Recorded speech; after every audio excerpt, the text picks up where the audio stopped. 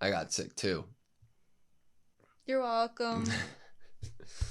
Sharing is caring. Hi, I'm Anna. I'm Ben. We're AutoSave. Welcome to our channel. Today we're watching Fullmetal Alchemist Brotherhood, Season 1, Episode 5. Last episode, we had the privilege of watching a father sacrifice his dog and his daughter and his wife in order to continue to have the credentials of a state alchemist. How lucky are we? Alchemist anguish, viewers anguish, maybe it's both. 5 episodes into the series. Jesus Christ. You ready? Yeah. Sweet. Flashback. 僕が練習したんだよ。エドがさすが父さんの子ね。本当にエドはすごいわ。こんなに立派なものを作れるなんて。お母さんはちゃんと作ってくれなかった Oh no. Nightmare. Stricken by Oh, his own powerlessness. Fuck. 大丈夫？兄さん。うなされてたよ。 Yeah, like a really horrifying one. Another drop in the bucket of Al can't sleep.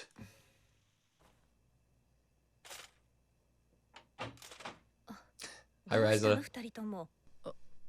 あのさ、タッカーとニーナ。タッカー氏は資格剥奪の上、裁判にかけられる予定だったけど、二人とも死んだ。いずれわかることだから教えておくわね。現場へ行くところなの。僕たちも行きます。ダメよ。どうして？見ない方がいい。 Jesus. It's best you don't see this. 早く追いつかねばこのままでは。事件を予期していたような口ぶりだな。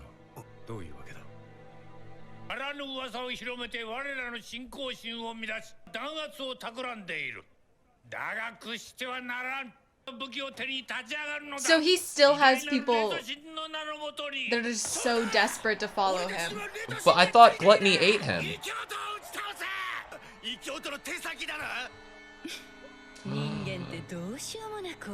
Lust. Yeah, I thought he was eaten too, but Whoa. okay. Look at the art style. Wow. そう思わないグラトニー。ああ、まったくだ。サマー。これが終わったらさっさと受け持ちの町に帰らせてもらうさ。The city that I'm in charge of. 邪魔されたけど、予定より早く終わりそうね。あんたがちょっと情報操作してってやっただけでこのありさまだ。 Just complete mayhem. 純だよ人間ってやつは。Destruction. 流血は流血、憎悪は憎悪を呼び、膨れ上がったエネルギーは下ろし、血の門を刻む。Ah. 何度繰り返しても学ぶことを知らない。人間は愚かで Like 悲しい the 生き物だ inevitable, わ。 humans are foolish, miserable だから我 creatures. 々の思うつぼなんだ。 Ed's lines at the very end of last episode about them being またいっ humans. ぱい人が死ぬ。死ぬわ。死んだの全部食べていい？食 I べちゃダ guess. メ。ところでエンビ、いつまでその格好してるつもり？ Envy! やだな。 Is that why he can like ノリだよ look like ノリ other people? でもどうせ変身するなら。可愛い方がいいよね。 Love the design. I love it. 本物のコーネの教師はどこに行った？どうする？食べていい？ Maybe this one. Yep. イーストシティのショータッカーが殺されたっ They て knew of him. Information travels quick. ああ、いいんじゃないの？ Small あんな fry. 雑魚。例のやつなんだよね。イーストシティって言ったら、鋼のおちびさんも滞在中らしいよ。鋼の仕事の邪魔してくれたのは腹が立つけど、死なせるわけにはいかないわね。大事な人柱だし。 We Huh. can't. Okay. なんて言ったっけ？例のやつ。スカー。 Scar. 傷の男。ああ、素性がわからんから。 Oh, okay. I was about to say that's a pretty on point name. 額に大きな傷があるということぐらいしか方がないのです。噂は耳にしていたが。国家錬金術師ばかり中央で5人、国内ですと10人が被害に遭っております。 Jesus. Interesting. Okay. 5日前にはグランのじいさんもやられてる。しばらくおとなしくしててくれ。これは親友としての頼みでもある。タッカーとお前さんだけだろ。まずい。ずっと考 What is the alchemy we actually believe in? 錬金術とは物質のうちに存在する法則と分解し再構築すること。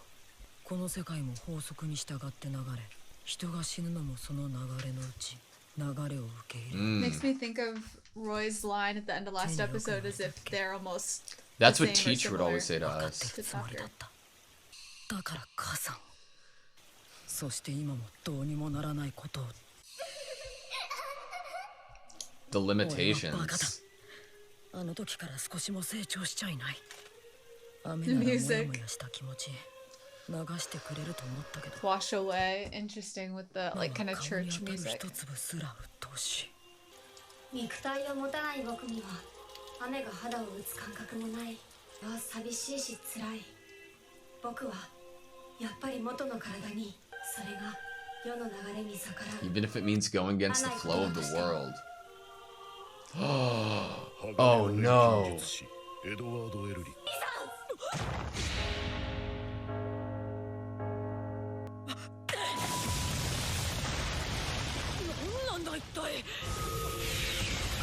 Jesus!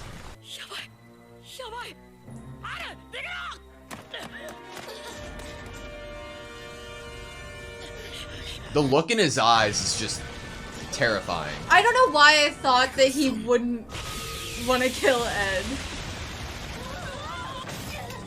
I had no basis for that. But I'm still surprised nonetheless. Oh my god. Do you think Lust would save Ed if she was here?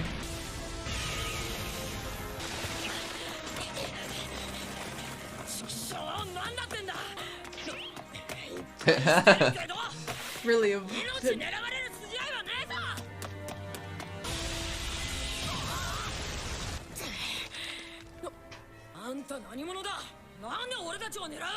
Does he give reasons? If there are creators like you, then there must also be destroyers. Like maintaining a balance of sort. You have no idea.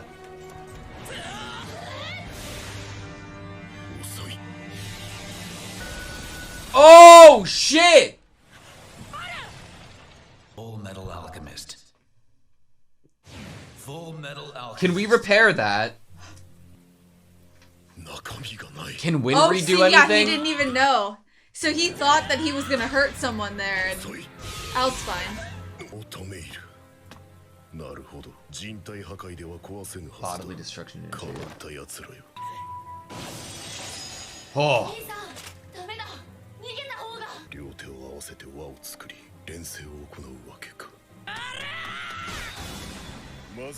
Let's start. Oh, yep.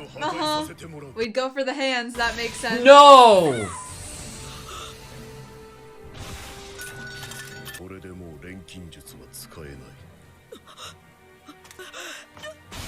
We need to be able to press our hands together.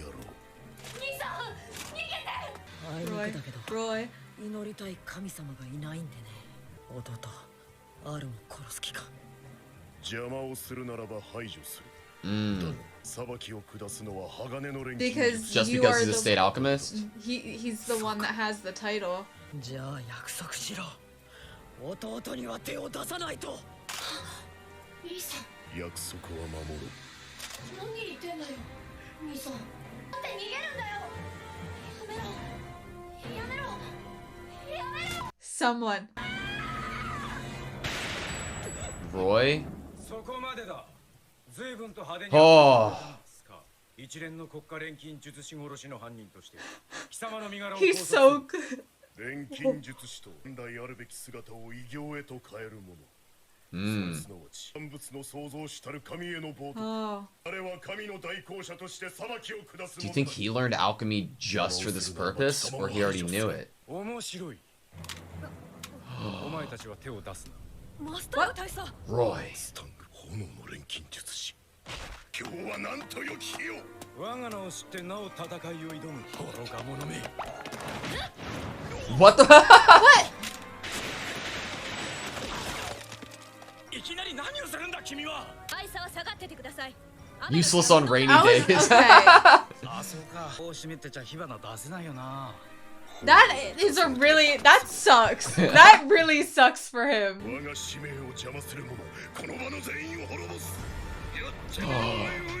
Oh, Armstrong. He is not limited by weather.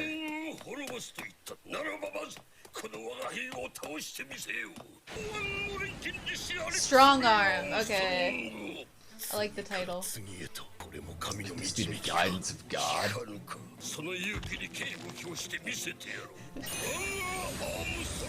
Yes. Make it a please. sculpture of your face. The Armstrong family. Oh, shit! Wait, did you see how it was like his face, but then it turned into a spike?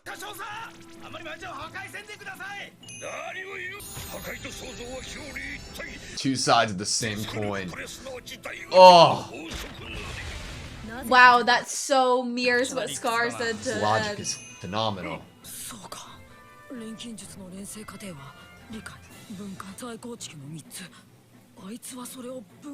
Interesting. それじゃあいつ自身が神の道ってやつに背いてるじゃないか。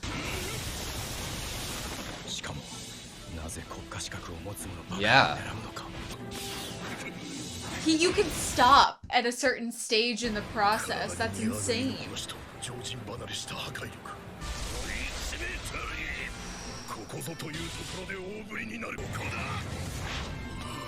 Nice!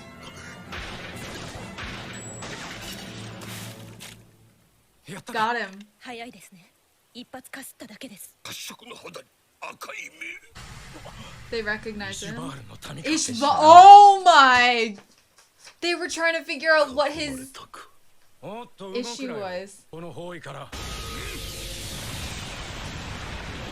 This could totally be vengeance. やろう、地下水道に追うなよ。追いませんよ、あんな危ないやつ。包囲するだけの時間を稼いでもらったというのに。 やられるようにするのが精一杯で。お、終わったか。 I love you, dudes. Smart. No, I want him safe.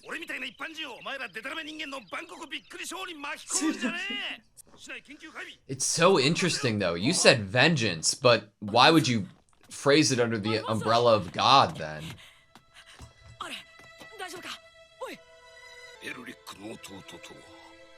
深い事情がありそうっすね。 He's so mad at him. 俺だけ逃げたらお前殺されたかもしれないじゃんか。殺されなかったかもしれないだろ。わざわざ死ぬ方を選ぶなんてバカのすることだ。兄貴に向かってあんまりバカバカ言うな。生きて生きて生き延びて、もっと錬金術を研究すれば元の体に戻る方法もニーナみたいな子を救う方法も見つかるかもしれないのに、そんな真似絶対に許さない。 The score. 右手もげちゃったじゃないか。兄さんのバカだね。かっこ悪いったらありゃしね。 We need Winry. でも生きてる。生きてる。 The sun. まったくバンコクスペシャルびっくりショーだな、こりゃ。すまん。バレたらいろいろ厄介なんだろう。ああ、兄はともかく弟の体は言い逃れができんからな。Wow. Keeping it close to the それに chest. しても厄介なやつに狙われたもんだ。イシュバールの民か。イシュバールの民は石原を唯一絶対の創造神とする東部の一部族だった。13年前、軍将校が誤ってイシュバール人の子供を射殺してしまった事件を機に内乱へと発展した。軍上層部から下された命令はイシュバール殲滅。Yep. Oh. 多くの国家錬金術師が人間兵器とし Look て at, he's right there. Human weapons. He was in the jail cell. Yeah. そして国家錬金術師は目覚ましい戦果をもたらした。 Of course だか they ら did. イシュバールの生き残りであるあの男の復讐には正当性がある。くったらねえ。醜い復讐心は神の大公認ってオブラートに包んで数個ぶってるだけだ。そして我々も死ぬわけにはいかない。はい。エド、アル、お前たちはどうする？また歩き出すよ。生きてる限り立ち止まってられないからな。兄さん。まずはお前の体を治すために俺の腕を元に戻さない。 Can we do it ourselves or do we need Winry? I want Winry. 俺だけだからな。だね。久しぶりに行ってくるか。 Yes! Woo! 整備士のところに。 I love Winry.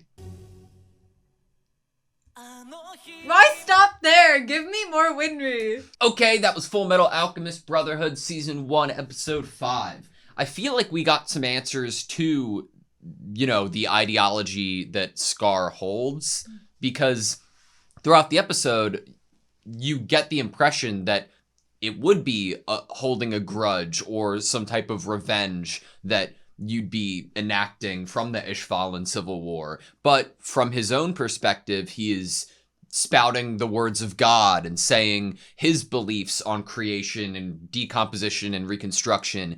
But with the knowledge now that what Ishvalans had of their view of God, those two things could be very easily aligned in my mind. It makes sense that with the 3 stages of the alchemy in this episode that they bring up, the comprehension, decomposition, reconstruction, that he stops at the decomposition stage and doesn't move on to reconstruction, because as he told Ed and Al at the beginning of their interaction, that the creator is that has created all things, that God is the only one that should be creating. Mm-hmm. And he will be the destroyer of the things that false gods will create. Mm-hmm. Like, to just bring it back to the base, the only creations in the world that exist are from God. That's why he views, like, the question comes up of, well, if he views alchemy as this bad thing, why is he doing it?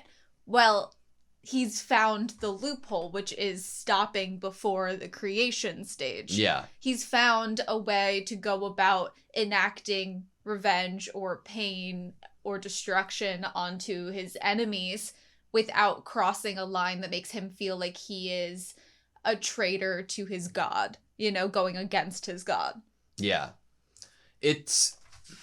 I feel like people wouldn't get enough credit for the first step being comprehension, because when I'm thinking comprehension, I'm thinking such a detailed understanding of what you're doing that the show hasn't necessarily gone out of its way to show us yet, but just the weight of transmutation that has been shown in the show leads me to just feel like the comprehension aspect of alchemy is such an undertaking. Like, it's so impressive. It makes sense that it would be important. Like, what really showcased that for us was Ed telling Rose about what ingredients basically make up creating an adult human. Yeah. That's the comprehension there. You have to know what an equivalent exchange actually is. How can you make this into that? You need to know what this holds. What are the properties? What are the ingredients? What makes this so that it can then become something else of equal value? And if there's a certain thing that you want to achieve, then you need to know the material you're using can create that. But once you get to that point, it's so easy to lose yourself that you think that you understand it all. Therefore, you can act and enact these things because of your understanding. But then you get to a place that Edward's at now, right? I wanted to reread the lines that he's talking about when him and Al are sitting in the rain. Alchemy is knowing the laws and flow that exist. It's decomposition and reconstruction. The world also follows laws and has a flow, and everything circulates. Mm-hmm. The death of people is a part of that flow. Accept the flow. That's what teacher would always say to us. Mm-hmm. It totally probably is that it was just an alchemy teacher in the village. Yeah. But that idea in the back of my mind that the teacher was sent there or by their father or something is still present for me. It's just so interesting that we're getting that theme retold to us by the teacher, focusing and honing in on the death aspect of things. Mm-hmm. Right, a couple lines after this, Al says that he's okay with going against the flow if they can get their bodies back. Yeah. So they might be told that to go with, but when we also think about the waking in this episode, how Ed wakes up at the very beginning and start of this episode, basically being confronted, I believe the line was stricken with grief of his own powerlessness, that in this nightmare he not only sees what he attempted to do, the going against the flow that he attempted to do, and the horrible repercussions of it, and how he was not able to achieve something that was positive at all there, but also being shown what someone else has done in that same vein and how catastrophic it is, but also that he can't fix it. Yeah. In this world, it feels like it's so fascinating because I almost feel a bit connected to Ed in the despair of this journey, because it feels as if there are just solid laws in the world and they exist and they can't be changed and you have to learn to accept them. But you have that desire and need to figure out a way that's different, to figure out a way to restore bodies, to your own limbs. And for Al, like, it would take somebody who has that, like, constantly burning flame of desire to find this solution, to be able to find something that nobody else has had before. And I got worried this episode because you see that fleeting a bit from Ed when it comes to just keeping Al alive. He's willing to give up his own life just for his brother rather than fight on and try to figure out a way because he's the only person who can do it. It really, that moment shows us that Ed is living purely for that survivor guilt goal of getting his brother's body back. Like, we knew that both brothers had said that they are doing what they're doing in order to get their brother's body back, but with Al, he normally says to get our bodies back. Mm-hmm. With Ed, I feel like in his mind it's probably much more honed in on just Al's body and feeling the guilt of almost like it was his fault. It was his responsibility. His responsibility. Because he caused his brother to lose his entire body. Yeah. And to see that moment where we are, as a viewer, are actually confronted with the mental state of Ed and really not how easily he could break here, but we're really seeing a good glimpse into the current mental state. And I think that brings up for me the idea of, like, they are kind of young people, kids within this world of adults and military. And there are certain characters that treat them as kids, or at least attempt to treat them for the youth that they are. And there are other characters who, from being fully aware of the hell that the brothers have gone through, almost treat them more on an equal footing. Mm-hmm. And I think that is good for character writing, because if you are going to make a bunch of characters that are all supposed to be independent and different from each other and different personalities, different ways of thinking, different experiences, then they're going to handle a situation like these two kids in whatever circumstance they're in, of one of them being literally a suit of armor. They're going to handle it in different ways. There are going to be people like Hughes that are going to want to give them a sense of normalcy and a warm bed to sleep in and a mom to feed them food and a little sister, you know? Yeah. And then there are going to be characters like Ryza in that same vein that are going to be like, yes, you could come with me to see the bodies, but you really shouldn't. Like, you should not have to see that. And then there are characters like Roy that are like, these guys have been through hell. They're okay. If they want to get their bodies back, then I am going to put them in a position where they can learn more and get their bodies back if they're really determined to do so. It's really interesting that these two parallel stories are happening at the same time. Like, the lack of how focused Al and Edward are on their own missions has very little, if nothing, at the moment to do with what's going on in the state alchemist front and dealing with the repercussions of the Civil War. And not only that, it's like, yeah, they have desire to defend themselves to Scar, but they're still so honed in on their own mission. It's so interesting narratively. It's very different than what I'm used to. And then one of the elements specifically about that is also really compelling is the fact that once this is brought up to Ed of like who Scar is and why he attacked them, Ed's still like, that makes no freaking sense because I wasn't even there. Yeah. Like that's really cool that this character, that it brings up all of the like, what is this place that he's gotten himself into? What is this? Yes, he's accepted being the military's dog, but like you brought up with his own research, he's having to do these other things in tandem that are seemingly getting him into trouble in order to try to further his path of research. Yeah.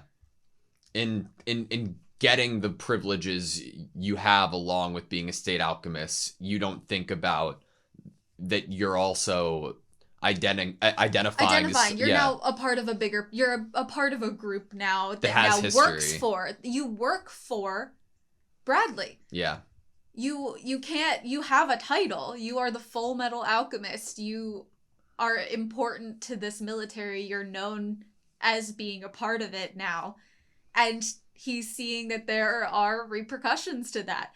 I feel like last episode was just like a dip into the pond of repercussions of that, because it was much more like emotional repercussions of confronting the type of people that would want that privilege.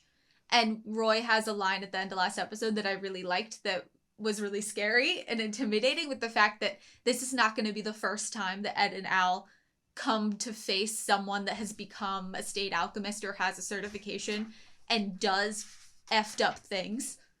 That this is just...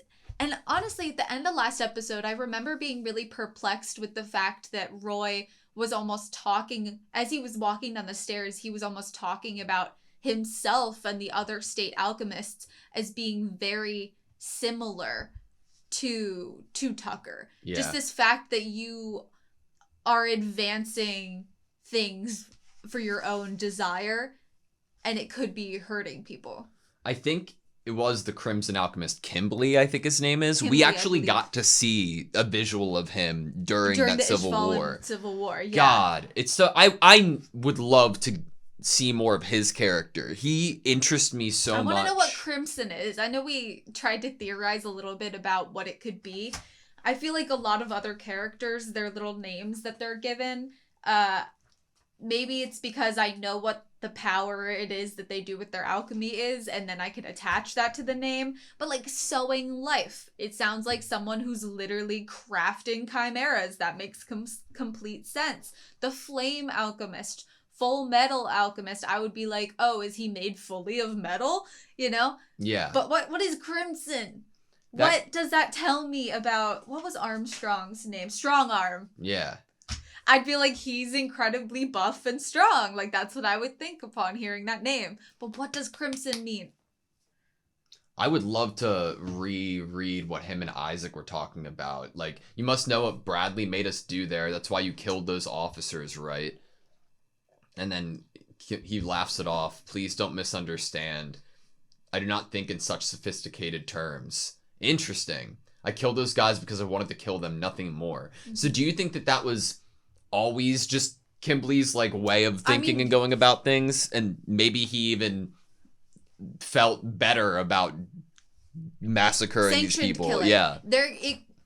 It's totally plausible that someone would go into a position of high power in order to get away with the things that they want to do. Yeah. Like if someone just wants to kill people, but they don't want to get in trouble for it, putting themselves in a job that is sanctioned killing of people is the perfect place to hide in plain sight to get to do with what you want to do. I wonder where Kimberly falls in this massive like game board of people killing for revenge potentially, but also what I'm really interested in being these sins of like lust, envy, getting to see... Okay, I love the idea that envy can turn into other people. Yes. Like, that is so fucking cool. Okay, well... Makes so much sense. Right before we leave Kimberly, I'm going to say one last thing, because you literally just sparked it in my brain. You're right. He's sitting in a jail cell at the moment. Is Scar going to go after him for revenge? Like, I feel like in Scar's ideology, he would think that death was the only answer, not sitting in a jail cell for these people. Well, I don't think Kimberly holds the title of State Alchemist anymore. But he still did things in the war. Like, we get him in the picture. I feel like he could be on the list if there's That's a true. list. That's fair. And I feel like in the way that our character Scar thinks, a jail cell and prison time is not enough atonement for the sins that were committed. Yeah. So that's something that on the table that could either have Kimberly breaking out of jail because Scar breaks in to kill him and then he ends up escaping. It could have Kimberly dying by Scar. We could be trying to utilize Kimberly's help in order to, like, all the state alchemists are dying by Scar and we have to try to, like, make a deal with a devil, basically. Yeah. Make a deal with a prisoner in order to help us out. Let's just say, like, it's maybe, like, it's monsoon season and it's raining a lot and we're like, shit, we need someone to protect Roy. I'm so fascinated about, like, the origin of the sins. When we're getting lines of, like, looking at the city and we're saying humans are such simpletons. Bloodshed leads to more bloodshed. Hatred leads to more hatred, and all the energy that swells up takes root in the land, carving out a crest of blood. And then we see the crest on Lust's body. My mind immediately is like, is the creation of these crests a direct cause from the Civil War and the massacre that occurred? Because if we're talking about bloodshed taking root in land, that is the first thing that is put on the table for me. I don't view them as being related at all to that conflict because I believe that what's being said here is purely just fact of life forever repeating. This cycle of there might be some peaceful time, but then eventually people are going to be greedy, people are going to be envious, wars are going to start, you know? Yeah. That it's just inevitable that more bloodshed will continuously happen. What I found interesting about those lines, though, was we have in the last 2 episodes people using language like identifier words like humans. Mm-hmm. But in those contexts, in those other times, it felt very much like there was an I in human. They were including themselves in this identification. Like we are. Right. We like as humans. We are humans. But in this little speech, there's almost like a different... Definitely. Like a differential happening. Like we are distancing ourselves from the word humans as if we are above them. And I'm like, so what are these things? Angels, devils, demons, sins, you know. Right. Do they just view themselves as not human anymore because they have done something alchemy-wise that makes them feel like they are more maybe like what Ed and Al are, which is like they're trying to cling on to their humanity, but their bodies are not necessarily wholly human. Or they're a third party of actual physical manifestations of something different. Else. Right. I have no clue. When we can't let him die. He's an important sacrifice. And talking about Edward, I'm like, okay, we have the epitome of decomposition, which is Scar. He stopped there. We have dialogue about how God is the only person who should be creating things. Dare I say reconstructing things maybe, because that is directly what he's after. If a god reconstructs things, is there a devil who, you know, is just decomposition? Is that what these sacrifices are for?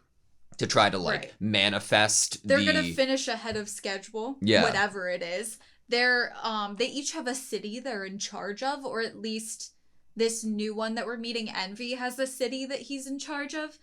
Another line of thinking of what they could be is purely based off of what we got introduced to in the last 2 episodes, with almost the creation of mythical beings and or creatures through alchemy. Yeah.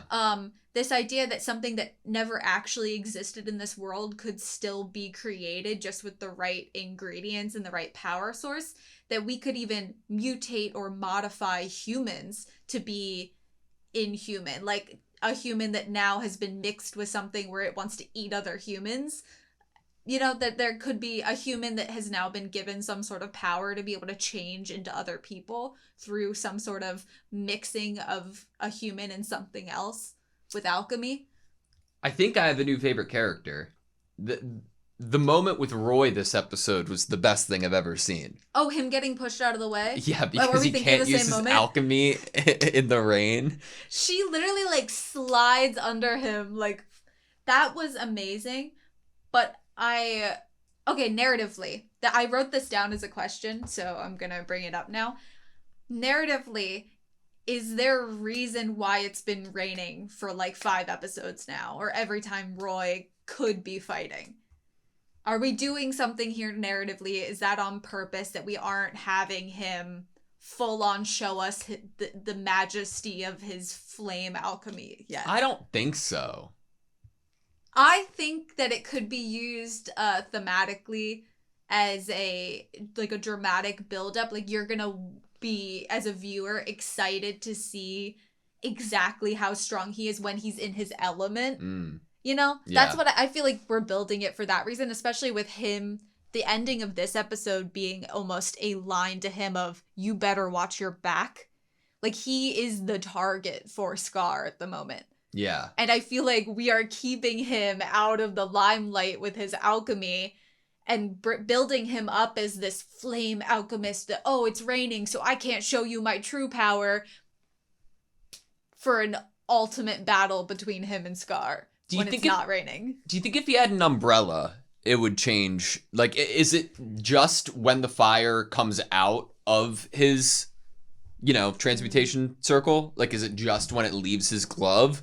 Or is it the entire journey to the target? Where are we getting the ingredients to create the flame? Is it something within the air, like down to oxygen and stuff?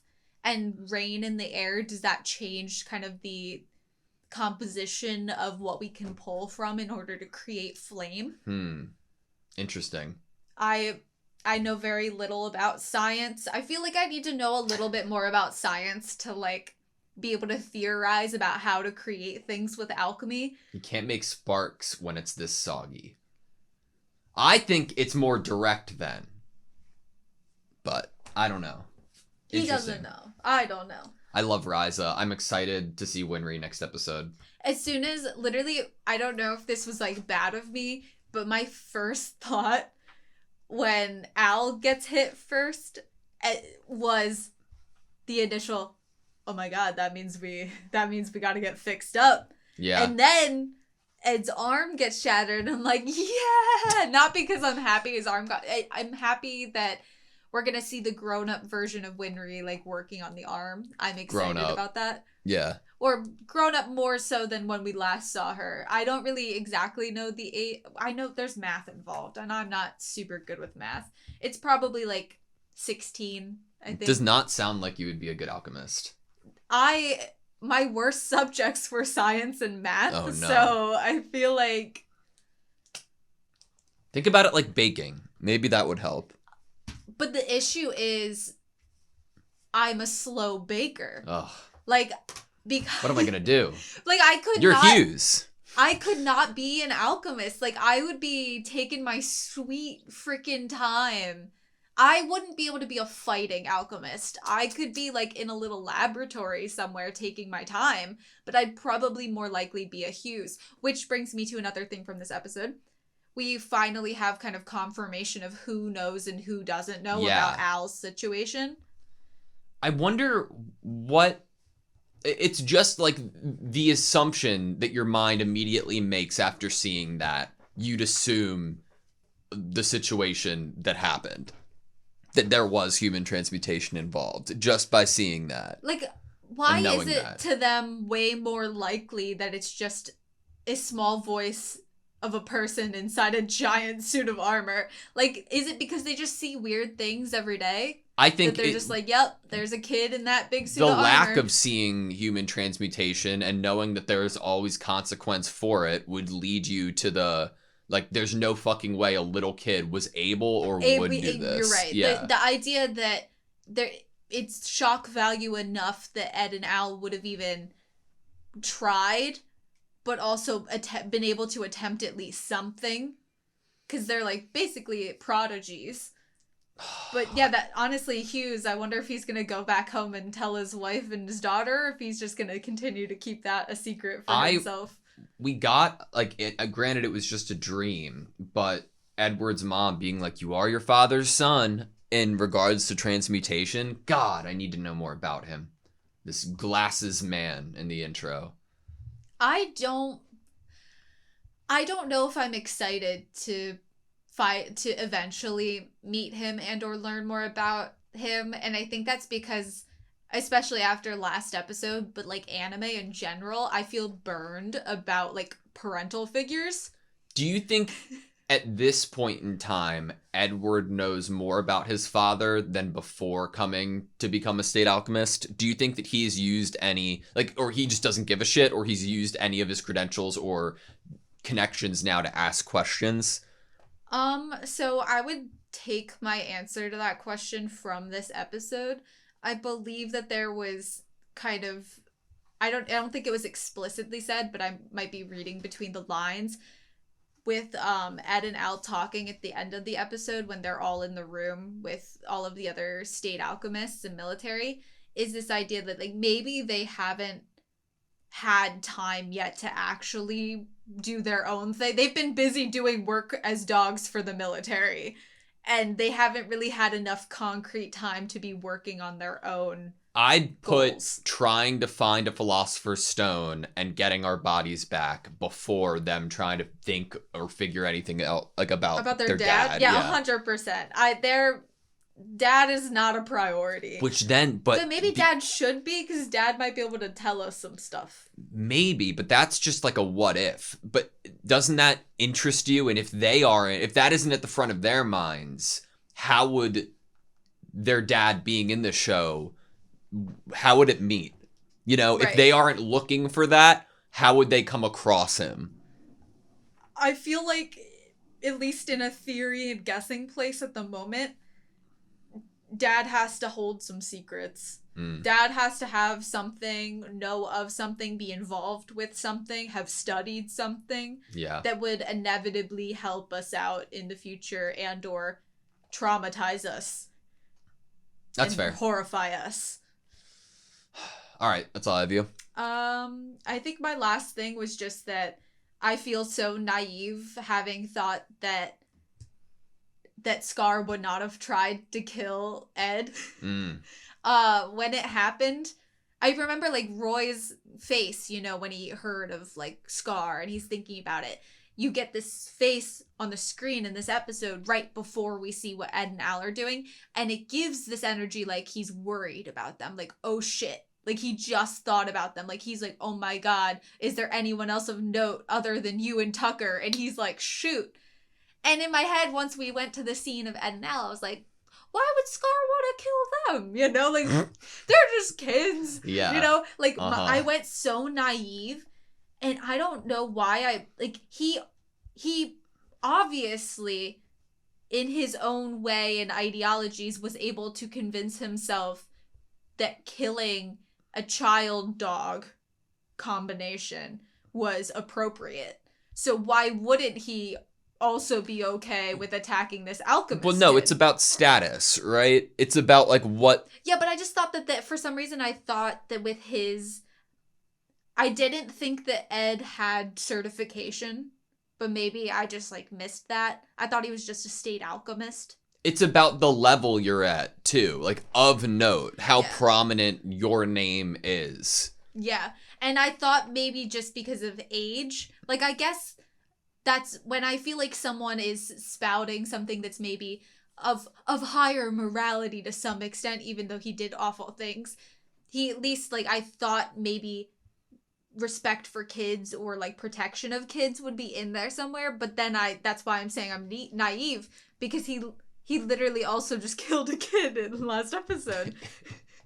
But I was like, but maybe that's because it was putting out of misery. No one could have helped Nina in that situation. And maybe I'm just was trying to make excuses and thinking that this person wasn't going to try to attack Ed. I think if you are defying his beliefs. He's already in far such gone. Yeah, he's already. I was trying to see where he would come back. Mm. You know, if he's crossing lines, I was trying to see what lines he would stay on. Interesting. And he just. The only line he's staying on is the one that he's concocted for himself. That is the line that he's determined is the stopping point of not stomping on his god by, stopping before a certain stage of alchemy. Mm-hmm. But yeah, that's it. Thank you guys so much for watching this video. Please like, comment, and subscribe. We hope to see you next time.